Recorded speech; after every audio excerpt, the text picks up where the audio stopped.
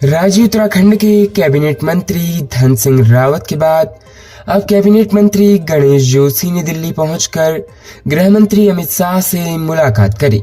जहां मंत्री जोशी ने गृह मंत्री अमित शाह को केदारनाथ धाम की प्रतिभा भी भेंट की।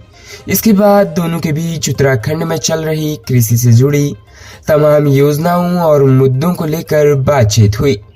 उत्तराखंड के कृषि मंत्री गणेश जोशी ने बताया कि प्रदेश में उत्पादित होने वाले पीजीएस प्रमाणित उत्पाद खासकर बासमती चावल, चौलाई, मिलेट्स, दालें आदि को भारत सरकार के सहकारिता मंत्रालय के अधीन स्थापित नेशनल कोऑपरेटिव ऑर्गेनिक लिमिटेड की ओर से क्रय करने की रुचि दिखाई गई, जिसके फलस्वरूप उत्तराखंड जैविक उत्पाद परिषद और नेशनल कोऑपरेटिव ऑर्गेनिक्स लिमिटेड के बीच बैठक हुई। मंत्री जोशी ने बताया कि इस प्रक्रिया को मूल रूप प्रदान करने के लिए दोनों संस्थाओं के बीच एक औपचारिक अनुबंध भी किया जाना प्रस्तावित है, जिसके बाद प्रदेश के किसानों के जैविक उत्पादों को NCOL की ओर से खरीद शुरू की जाएगी।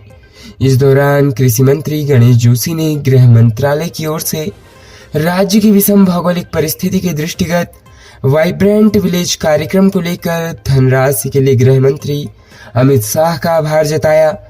गृह मंत्री अमित शाह ने सहकारिता मंत्रालय के अधीन स्थापित नेशनल कोऑपरेटिव ऑर्गेनिक लिमिटेड के जरिए उत्तराखंड के ऑर्गेनिक उत्पादों को खरीदने के लिए सहमति दी।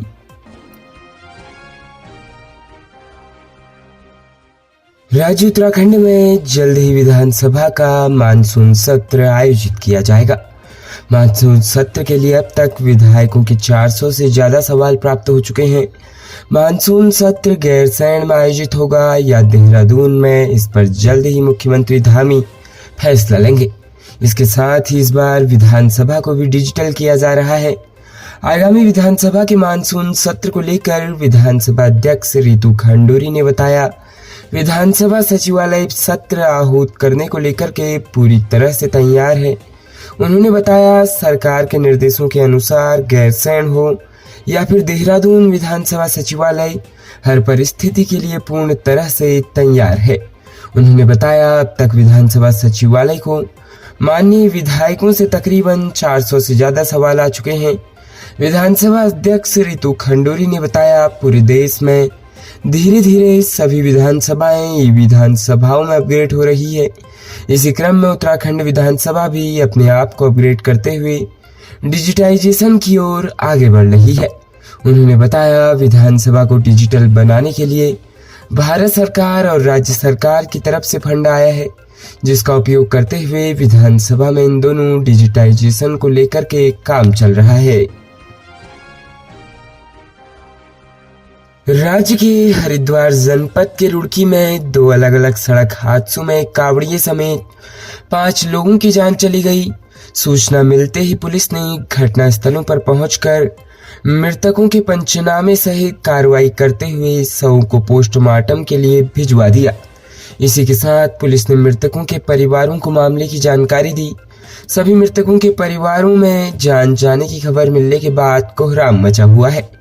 पहली घटना रुड़की सिविल लाइन कोतवाली क्षेत्र के बेलड़ा गांव स्थित हरिद्वार दिल्ली हाईवे पर हुई। यहां पर एक बाइक पर सवार 2 युवकों को हरियाणा नंबर की कार ने टक्कर मार दी।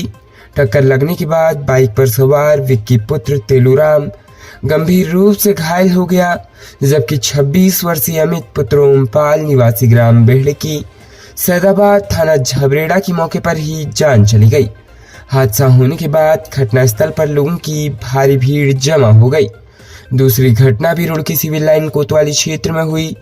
यहाँ पर नगला इमरती गांव स्थित बाईपास के समीप 2 मोटरसाइकिलों की आमने सामने की टक्कर हो गई। इस सड़क हादसे में हरियाणा के अमृतसर के गांधीनगर निवासी सागर पुत्र सुभाष, विशाल पुत्र गोपाल निवासी ग्राम पिजरा हरियाणा, विजेंद्र पुत्र जयपाल निवासी ग्राम बेलला रुड़की की मौके पर ही जान चली गई, जबकि अमरेश चौधरी पुत्र बलवंत निवासी ग्राम बेलला गंभीर अवस्था में रुड़की सिविल अस्पताल में उपचार के लिए भर्ती कराया गया, जहां से उसकी गंभीर हालत को देखते हुए हायर सेंटर रेफर किया गया। उपचार के दौरान उसने भी दम तोड़ दिया। सिविल लाइन कोतवाली प्रभारी निरीक्षक आर के सकलानी ने बताया, 2 अलग-अलग सड़क हादसों में कावड़िए समेत 5 लोगों की जान गई है। खबरों में बने रहने के लिए धन्यवाद। खबरों से प्रकाशित रहने के लिए कुमाऊनी कुटुंब को सब्सक्राइब करना न भूलें तथा खबरों को शेयर कर सहयोग प्रदान अवश्य करें।